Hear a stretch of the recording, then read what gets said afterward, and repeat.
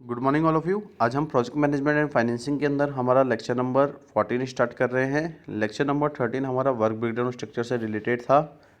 आज हम अपने लेक्चर नंबर 14 के अंदर रेस्पॉन्सिबिलिटी मैट्रिक्स को पढ़ेंगे। तो अगर आप देखें तो आप ये देखते हैं कि हर एक प्रोजेक्ट के अंदर बहुत सारी एजेंसीज़ इन्वॉल्व होती हैं, और ये एजेंसीज़ की अगर हम बात करें तो इनकी भी क्लॉज बाउंड्री लिमिट होती है जो कि हर एक एक्टिविटी को कैरी करती है किसी भी प्रोजेक्ट के अंदर। तो जो असर्टेन एक स्पेसिफिक और कंबाइंड रेस्पॉन्सिबिलिटी होती है एक प्रोजेक्ट में, उनको एक मैट्रिक्स के थ्रू लीनियर किया जाता है, लीनियर फॉर्म में किया जाता है, जिससे उसको डेवलप किया जा सके। तो जो हॉरिजॉन्टल एक्सिस है वहाँ पे हम उस रेस्पॉन्सिबिलिटी को बताते हैं जो कि हमारी किससे रिलेटेड होती है, उस फंक्शनल पोजीशन से रिलेटेड होती है, उस एजेंसी से रिलेटेड होती है, जिसको इंडिकेट किया जाता है हमारे हॉरिजॉन्टल एक्सिस पे। और अगर हम देखें तो जो वर्टिकल एक्सिस होती है वहाँ पे हम अपने वर्क ऑफ प्रोजेक्ट के स्कोप को बताते हैं, जिसको इंडिकेट किया जाता है किस फॉर्म में, WBS ग्रुप और सब ग्रुप के फॉर्म में, एक स्पेशल टास्क की फॉर्म में। तो जो भी हम रेस्पॉन्सिबिलिटी असाइन कर रहे हैं, इंडिकेट कर रहे हैं अपने रिलेटेड मैट्रिक्स बॉक्स के अंदर, तो वहाँ पे एक सिंबल से हम उसको इंडिकेट करते हैं जो कि नेचर बताता है कि किस तरीके के वर्क को असाइन किया जा रहा है उस एक्टिविटी में, उस WBS ग्रुप में। तो उसके अंदर हम जब भी अपने प्रोजेक्ट को एग्जीक्यूट करते हैं तो हम असिस्ट करते हैं कि जो भी फंक्शनल रेस्पॉन्सिबिलिटी है हर एक ग्रुप और एजेंसी की, वो क्या होगी। तो इसको हम कहते हैं that is the linear responsibility matrix. तो साइमल्टेनियसली हम उस प्रोसेस को देखते हैं जहाँ पे हम अपने प्रोजेक्ट प्लानिंग के ड्यूरिंग में अपने जो भी डेवलपमेंट है जिसमें हम अपनी एक्टिविटी को प्लानिंग और शेड्यूलिंग करते हैं। तो अगर आप देखेंगे कि जो रेस्पॉन्सिबिलिटी असाइनमेंट मैट्रिक्स है उसका यूज़ हम वर्क ब्रेकडाउन स्ट्रक्चर के लिए करते हैं। तो जो भी हमारा ऑर्गेनाइजेशन स्ट्रक्चर होता है जो कि लिंक होता है अपने डिलीवरेबल्स और एक्टिविटी से, जो कि एक रिसोर्सेज से पूरी होती है, तो उसके लिए हमें रैम प्रोवाइड करनी होती है जो कि एक रियलिस्टिक पिक्चर होती है उन रिसोर्सेज की जिसकी नीड एक प्रोजेक्ट के अंदर की जाती है, और उनको हम आइडेंटिफाई करते हैं अपने ऑनर से जो कि अपने प्रोजेक्ट के रिसोर्सेज को बताते हैं। तो जो मैट्रिक्स है वो प्रोवाइड करती है हमें एक इजी फॉर्मेट जिसमें हम आइडेंटिफाई करते हैं अपने लेवल ऑफ इन्वॉल्वमेंट को, जो कि हर एक इंडिविजुअल की होती है हर एक प्रोजेक्ट एक्टिविटी के अंदर। तो जो लेटर है दैट इज़ RASIC, जिसका यूज़ हम अपने डेजिग्नेट लेवल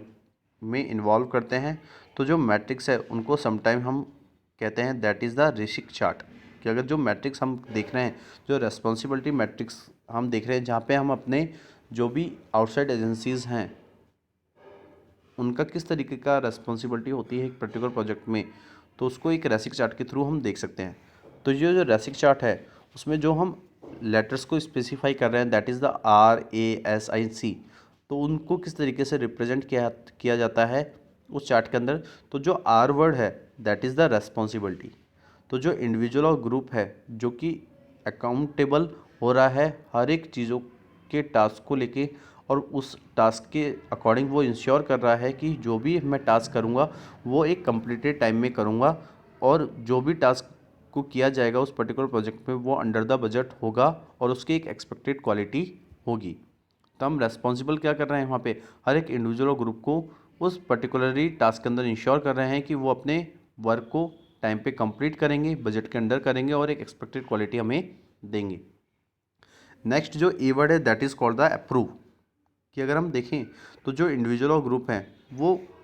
फाइनली कहते हैं कि हम प्रोजेक्ट को तब एक्सेप्ट करते हैं, उस प्रोजेक्ट को तब एक्सेप्ट करते हैं, उन डिलीवरेबल्स को तब एक्सेप्ट करते हैं जो कि प्रोजेक्ट के कंटिन्यूएशन में ऑथराइज हो। तो अगर वो प्रोजेक्ट के कंटिन्यूएशन में ऑथराइज है तो उससे हम अपने प्रोजेक्ट को, उन डिलीवरेबल्स को ईजिली एक्सेप्ट करते हैं जो कि एक हर एक प्रोजेक्ट के इंडिविजुअल और ग्रुप के द्वारा किया जाता है। नेक्स्ट अगर हम देखें तो that is the S means support, कि जो इंडिविजुअल और ग्रुप है जो उस वर्क को कर रहे हैं तो वो अपने टास्क को एक्म्प्लिश करने के लिए क्या करते हैं, उन असिस्टेंस को प्रोवाइड करते हैं जो कि उस वर्क को पूरा करेंगे। तो जो लेवल ऑफ एफर्ट होता है जहाँ पे हम अपने रिसोर्स की लोडिंग करते हैं वो अपने सपोर्ट के थ्रू करते हैं, that is the S point. उसके बाद क्या है that is the I means informed. तो जो हर एक इंडिविजुअल और ग्रुप है वो रिसीव करता है उन सारी पेटेंट इन्फॉर्मेशन को जो एक स्पेसिफिक टास्क से रिलेटेड होती हैं। तो जो इन्फॉर्मेशन है वो इंक्लूड करती है कि क्या स्टेटस है हमारे टास्क का। And last one is C, C means consulted. तो जो इंडिविजुअल और ग्रुप हैं जहाँ पे हम एडिशनल रिसोर्सेज को अपने इंफॉर्मेशन और असिस्टेंस के अकॉर्डिंग देख रहे हैं और उसमें इन्वॉल्व कर रहे हैं उन नीड्स को जो कि हमारे डिसीजंस में काम आएंगे, तो जो भी कंटेंट और जो भी स्टेटस ऑफ टास्क होगा उसको इसके थ्रू कंसल्ट किया जाएगा। तो अगर हम देखते हैं तो लास्ट जो हमारा पॉइंट है that is the basic point to remember when developing a RACI chart include the following. तो हमें क्या क्या चीज़ों को रिमेंबर करना होता है जब हम किसी रेसिक चार्ट को डेवलप करते हैं, जहाँ पे हम रेस्पॉन्सिबिलिटी, अप्रूव्ड, सपोर्ट, इन्फॉर्म्ड और कंसल्टेड को एक मैट्रिक्स के थ्रू, एक चार्ट के थ्रू बताते हैं। तो जो आर और ए है मीन्स रेस्पॉन्सिबिलिटी और जो अप्रूव्ड है वो हर एक एक्टिविटी में होना चाहिए। उसके बाद क्या है कि जो मल्टीपल आर है जो हर एक सेम एक्टिविटी में हमें अनक्लियर हैं, तो उसके लिए हमें एक्चुअली उनको अकाउंटेबल करना होगा हर एक काम के अंदर। नेक्स्ट क्या है कि जो हर एक एक्टिविटी है WBS की मीन्स वर्क ब्रेकडाउन स्ट्रक्चर की, उसके हर एक लेवल पे हमें उन चीज़ों को इंक्लूड करना होगा जो कि हमारे रेसिक चार्ट में हैं। नेक्स्ट क्या है कि जो नेम है हमारे इंडिविजुअल्स के, उनको हमें चार्ट के अंदर इंडिकेट करना होगा कि कौन कौन सी एजेंसी है, कौन कौन से आउटसाइडर हैं जिनको हमें रेस्पॉन्सिबिलिटी देनी है हर एक टास्क के से रिलेटेड। उसके बाद क्या है लास्ट जो पॉइंट है कि अगर हमें एक गुड टीम बिल्ड करनी है तो हमें उस टेक्निक को यूज़ करना होगा अपनी अच्छी टीम को बनाने के लिए, जहाँ पे हम डेलीगेट करेंगे कि हर एक जो टीम मेंबर है उसके पास कुछ ना कुछ रेस्पॉन्सिबिलिटी है उस टास्क को कंप्लीट करने के लिए, जहाँ पे हम हर एक पर्सन को कुछ ऑनरशिप उस प्रोजेक्ट की देंगे जिससे कि उसका जो पर्टिकुलर टास्क में जो रेस्पॉन्स है वो ज़्यादा हो और वो अपना इंटरेस्ट उस पर्टिकुलर टास्क में क्रिएट कर सके। तो जब हम अपने प्रोजेक्ट की ऑनरशिप हर एक पर्सन को देंगे जो कि उस टास्क को परफॉर्म कर रहे हैं, तो अगर हमने रेस्पॉन्सिबिलिटी दे दी हर एक टीम मेंबर को कि हमें किस तरीके से अपने टास्क को एक कंप्लीट करना है, तो उसके लिए हमें एक गुड टीम बिल्डिंग टेक्निक का यूज़ करना होगा। तो आज के लेक्चर के अंदर हम लोगों ने रेस्पॉन्सिबिलिटी मैट्रिक्स को देखा कि किस तरीके से WBS जो होता है मीन्स वर्क ब्रेकडाउन स्ट्रक्चर है वो किस तरीके से रेस्पॉन्सिबिलिटी मैट्रिक्स को दिखता है। तो जो भी वेरियस एजेंसी किसी प्रोजेक्ट में इन्वॉल्व होती हैं तो उन एजेंसीज़ की एक बाउंड्री लिमिट होती है हर एक एक्टिविटीज़ से जो कि एक प्रोजेक्ट में कैरी की जाती है। तो हम देखते हैं कि जो एक प्रोजेक्ट मैट्रिक्स है उसको एक लीनियर फॉर्म में डेवलप किया जाता है। तो जो हॉरिजॉन्टल एक्सिस है वहाँ पे हम उस रेस्पॉन्सिबिलिटी को बताते हैं जो कि एक फंक्शनल पोजीशन होते हैं किसी भी एजेंसी को के बिहाफ पे जिसको इंडिकेट किया जाता है, और वर्टिकल एक्सिस पे हम अपने प्रोजेक्ट के स्कोप को बताते हैं जो कि एक WBS ग्रुप और सब ग्रुप या स्पेशल टास्क की फॉर्म में होता है।